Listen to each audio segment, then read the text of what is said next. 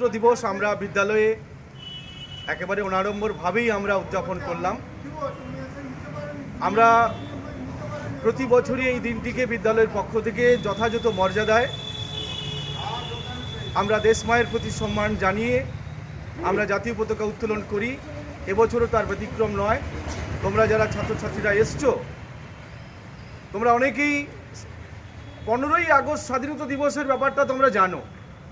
15ই August আমরা কেন পালন করি, কী জন্য পালন করি, সেটা আমরা প্রত্যেকেই জানি। একটা আলাদা আবেগ উৎসাহ নিয়ে আমরা 15ই আগস্ট স্বাধীনতা দিবস উদযাপন করি। কিন্তু এই 26শে জানুয়ারি কেন? 26শে জানুয়ারি কী জন্য আমরা 26শে জানুয়ারির প্রজাতন্ত্র দিবস পালন করি? তোমাদের মতো ছোট ছোট কচি কাঁচারা এই 26শে জানুয়ারির যে গুরুত্ব বা এর পেছনে যে ইতিহাস রয়েছে তোমরা হয়তো অনেকে জানো না বা অনেকে জানো। তো আজকে এই 77তম প্রজাতন্ত্র দিবসের সন্ধিক্ষণে তোমাদের উদ্দেশ্যে আমি সেই রকমই দু চার কথা তোমাদের বলবো, যেটা তোমাদের প্রত্যেকেরই জানা খুব দরকার। তোমরা হয়তো জানো না, ইতিহাসে আছে 1929 খ্রিস্টাব্দে জাতীয় কংগ্রেসের ঐতিহাসিক যে লাহোর অধিবেশন হয়েছিল, সেই লাহোর অধিবেশনে ওখানেই প্রথম সিদ্ধান্ত গ্রহণ হয়েছিল। সভাপতি জওহরলাল নেহেরু তার ভাষণের পরবর্তীকালে প্রতীকী স্বাধীনতা দিবস পালনের প্রস্তাব এসেছিল এবং সেই মতো জাতীয় কংগ্রেস প্রাক স্বাধীনতা পর্বে 26শে জানুয়ারি প্রথম 1930 প্রথম স্বাধীনতা দিবস উদযাপন করে। এটা প্রাক স্বাধীনতা পর্বের একটা প্রতীকী স্বাধীনতা দিবস। তারপর 1947 সালের 15ই আগস্টের আগের মুহূর্ত পর্যন্ত প্রতি বছরই জাতীয় কংগ্রেস এটাকে স্বাধীনতা দিবস হিসাবে পালন করে এসেছে এবং এটা প্রতীকী। পূর্ণাঙ্গ স্বাধীনতা তখনও আমরা পাইনি, তোমরা জানো। তারপর কালের স্রোতে আমরা 1947 সালের 15ই আগস্ট স্বাধীনতা পেলাম। তারপর 1947-এই গণপরিষদ সক্রিয় হলো।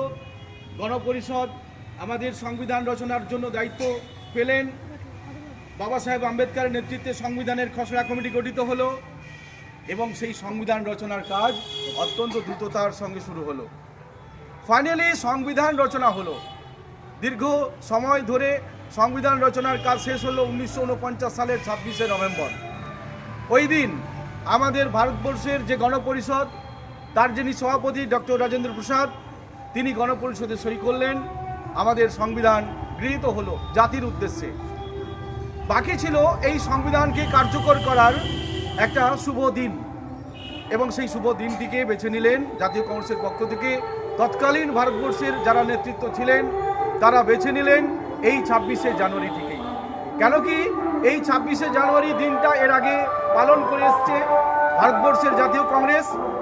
এখন স্বাধীনতা দিবসের পরবর্তীকালে এই সংবিধান কার্যকর করার পবিত্র দিন হিসাবে 26শে জানুয়ারিটিকেই বেছে নেওয়া হলো। জাতির উদ্দেশ্যে এই দিনটাকে আরও স্মরণীয় করে রাখার জন্য 26শে জানুয়ারি প্রজাতন্ত্র দিবস হিসাবে ঘোষণা করা হলো এবং ওই দিন আমাদের সংবিধান, পবিত্র সংবিধান কার্যকর করা হলো। আমরা প্রতি বছর তাই 26শে জানুয়ারি প্রজাতন্ত্র দিবস পালন করি, আমরা সংবিধান দিবস পালন করি। সংবিধানের যে কার্যকর করা হয়েছিল এবং সেই প্রজাতন্ত্র দিবস, জনগণের প্রজাতন্ত্র, গণপ্রজাতন্ত্র ভারতবর্ষ, সেই দিবস আমরা পালন করে থাকি।